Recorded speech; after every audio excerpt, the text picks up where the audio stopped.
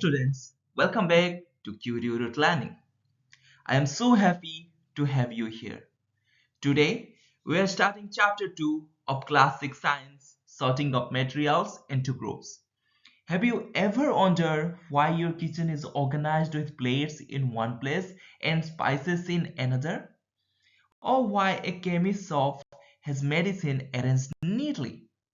Today, we will find out the science behind it. Look around you. What do you see? You might see a chair, a fan, a notebook, a mobile phone, or a glass of water. All these things are called objects. And if you notice, they all have different shapes, different colors, and different uses. We can't use a notebook to drink water, right? To understand this variety, we need to group them. Now, here is a very important concept. What is an object made of? An object is made of a material. For example, a chair is an object, but it can be made of wood, plastic, or iron. Those are the materials. Two things to remember here. One material can make many objects. For example, wood can be used to make a chair, a table, a door, or even a bullock cart. Second, one object can be made of many materials. Think of a plate. A plate can be made of steel, glass, or plastic. It is the same object but different materials. So, how do we decide which material to use for making an object? Why don't we make a drinking tumbler out of a piece of cloth? If we did that, the water would just leak out. We need a material that can hold water like glass or steel. This means we choose a material based on its properties and what we want to use the object for. Let's look at these properties one by one. The first property is appearance. How does the material look?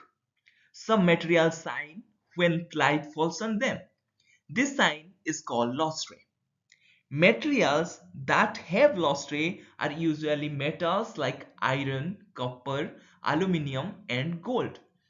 On the other hand, materials like wood, paper, or plastic look dull. They don't have lustre. Not sometimes metal lose their shine and look dull because of the air and moisture around them. But if you cut them, they look shiny inside. The second property is hardness.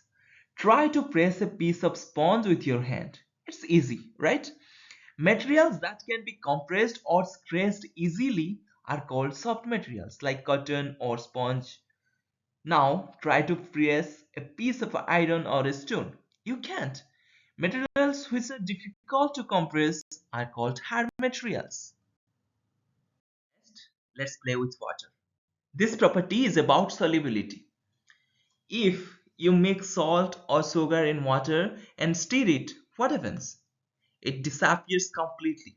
We say that these substances are soluble in water. But if you mix sand or sawdust in water, it does not disappear. It settles at the bottom. These substances are insoluble in water. We talked about solids, but what about liquids? Do they mix? Some liquids like vinegar or lemon juice mix completely with water. We say they mix well. But some liquids like mustard oil or kerosene don't mix. If you pour oil into water, it floats on top and forms a separate layer. They are immiscible. Speaking of floating, that brings us to our fourth property, float or sink. Have you ever dropped a coin in a pond? It goes straight to the bottom. That is because it's heavier than water, so it sinks. But if you throw a dried leaf or a plastic ball, it stays on the surface. It floats. Our final property is transparency. This is very interesting. It has three types. Transparent, if you can see through a material clearly, like clear glass or clean water, it is transparent. Opaque, if you can't see through it at all, like a wooden door or a metal box, it is opaque. Translucent, if you can see through it but the image is blurry or not clear, like a piece of paper with oil in it or frosted glass, it is translucent. So we have learned all these properties, but why do we go through all this trouble to group things? We do it for convenience.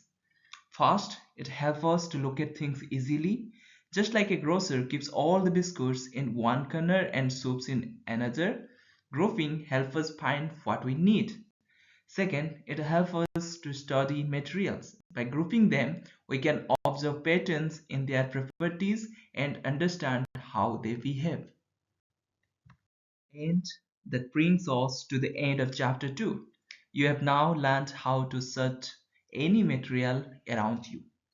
If you found this video helpful, please give it a big thumbs up and subscribe to CurioRoot Learning so you don't miss chapter 3. Keep learning, keep curious. See you in the next class. Bye bye.